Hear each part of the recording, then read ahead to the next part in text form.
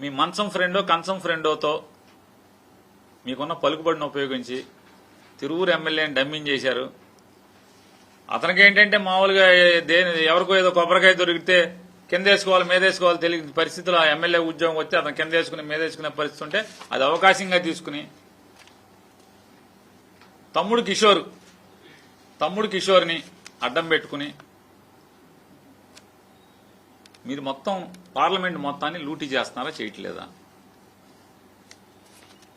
కట్లేరు నుంచి జేసీబీలు ప్రొక్లైన్లు 14 టైర్ల టిప్పర్లతో ఖమ్మంలోకి వెళ్ళిపోవట్లేదా? అంతా నీ ఫోటో అతికిచ్చే కదా శివనాథ్ అలియా చిన్ని గారు. అక్కడితో ఆగట్లేదు కదా మీరు. అక్కడి నుంచి బూడిద ముందు పాపం మా దగ్గర నుంచి వచ్చిన షావుకారు చేసుకునేవాడు ఫుల్గా మొత్తం అంతా. ఆ షావుకారులో వాడు సగం వాటా తీసుకున్నారు కదా మీ కంచం ఫ్రెండ్తో మాట్లాడి. ఆ సగం వల్ల ఏదో వెనకటికి అరబ్ షేక్ గారు చలికి ఒంటికి తలకాయ పెట్టుకుంటాకిస్తే మొత్తం తోసినట్టుగా ఆ ఎమ్మెల్యేని తోసి చెన్నై కంపెనీకి ఇచ్చారా ఇవ్వలేదా?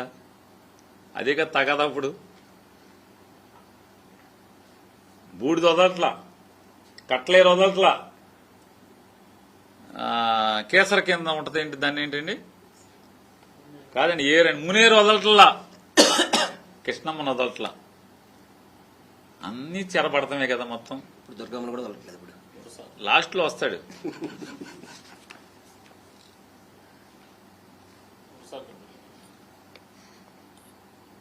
నందిగామలో 7 రీచ్లు ఉన్నాయి.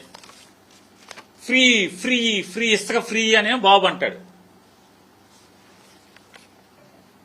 5 రీచ్లు మూసేసి కేసరా కాసరబాద రెండే ఎందుకు నడుస్తున్నాయి?